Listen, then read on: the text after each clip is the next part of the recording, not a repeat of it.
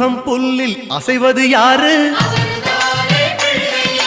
அறிவை விருத்தி செய்வது யாரு? மண்ணை குழைத்தால் வருவது யாரு?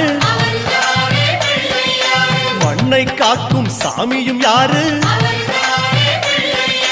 வெள்ளையருக்கில் உள்ளது யாரு?